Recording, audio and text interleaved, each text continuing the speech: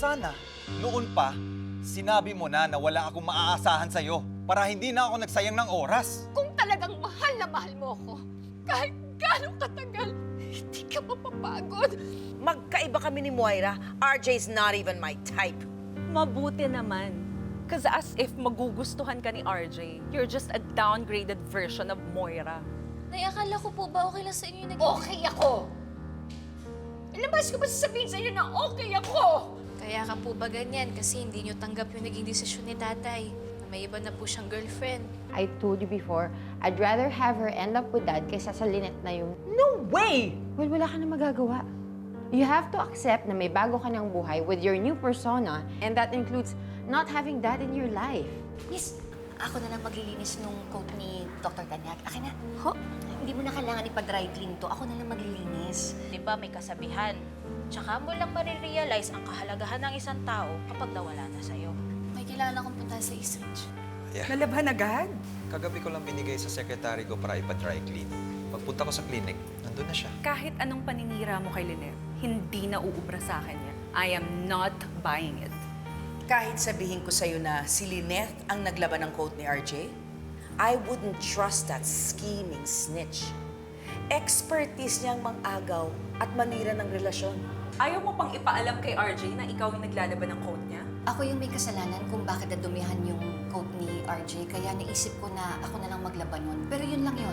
Dahil may feelings ka pa sa kanya, ginagawa mo yan dahil mahal mo pa si RJ. Claire, nagkakamali ka. Huwag mo sana bigyan ng ibang kulay itong ginagawa ko para kay RJ. Wala naman itong ibig sabihin eh. Sige, mauuna na ako. Lynette, yung mga galawan mong yan, alam ko na yan eh. Babae din ako, kaya alam ko yung nararamdaman mo. Claire, pwede ba? Bitawan mo ko. Wala kang alam sa nararamdaman ko. May feelings ka pa sa kanya. Huwag ka na nga magsinungaling. Nakaka-insulto na eh. Umamin ka na.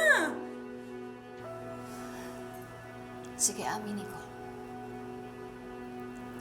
Mahal ko pa rin si RJ. At kahit kailan hindi nawala yung pagmamahal ko sa kanya. Kahit ilang beses ko pang itago, alam ko dito sa puso ko na si RJ lang ang lalaking mamahalin ko. Yun yung gusto mong marinig, di ba? Pero Lynette, tinanong kita kung may feelings ka pa kay RJ. Ang sabi mo wala. Alam ko. Sinabi ko lang yun dahil yun ang makakabuti para sa amin dalawa ni RJ. Pero Claire, huwag kang mag-alala. Hindi ako manggugulo. Hindi ko aagawin sa'yo si RJ. Maniwala ka sa akin. Pero paano naman yung nararamdaman mo? Hindi na mahalaga kung anong nararamdaman ko. Ikaw na ang pinili ni RJ. Kung ano man meron kami noon, wala na yun, tapos na yun. Si Annalyn na lang talaga ang nagko-connect sa amin dalawa ni RJ. Kaya Claire, makakaasa ka sa akin. Hindi ko aagawin sa'yo si RJ. Hindi ko guguluhin kung ano man ang meron ninyong dalawa.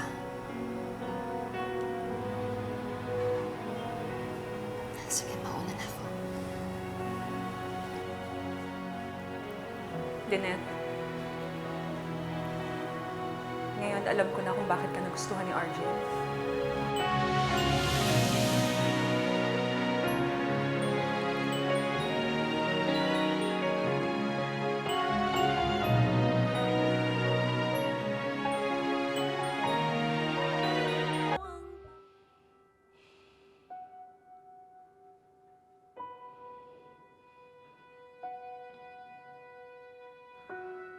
Alam mo, Jerry,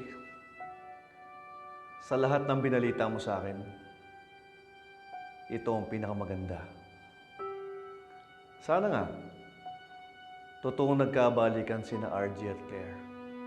Ang alam ko, confirmed. Sinabi sa akin ng kaibigan kong doktor sa Apex at in-announce ni Giselle kagabi. Then, that's good.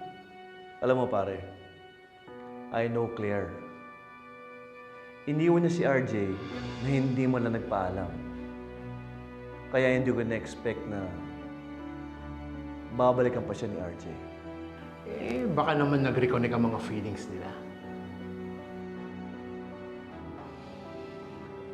Then, that's good na nagkabalikan sila. As long as wala na sa buhay ni RJ si Lynette, then that's what really matters to me. Sana nga, tuluyan sila magsama habang buhay para wala nang hadlang sa amin ni Lynette.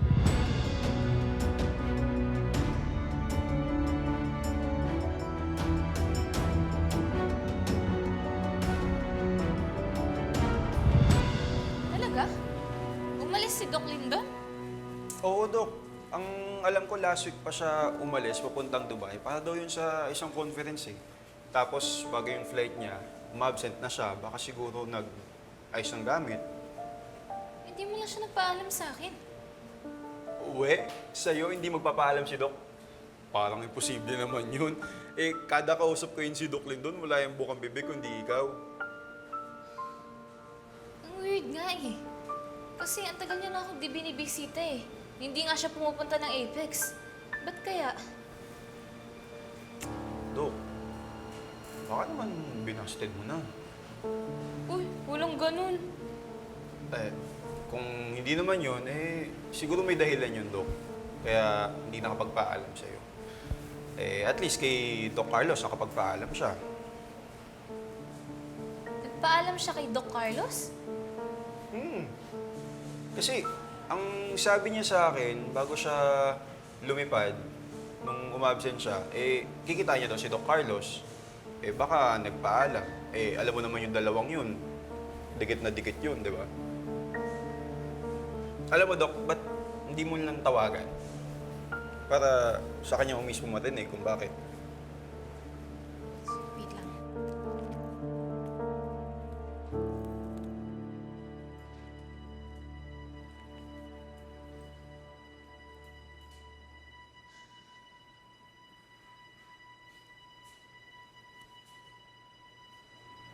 Hindi sumasagot eh. Eh, baka busy. Kasi, imposibleng hindi ka sagutin din yan pag ikaw tumatawag. I-text mo lang, Dok. At least makikita niya, di ba? So, ayun, Dok. Text mo lang. Sasagot yun pag nakita niya yan. Una na ako, may duty pa ako, Dok, ha? Thank you. Buti nakitawad kita dito, Dok. Thank you. Ingat.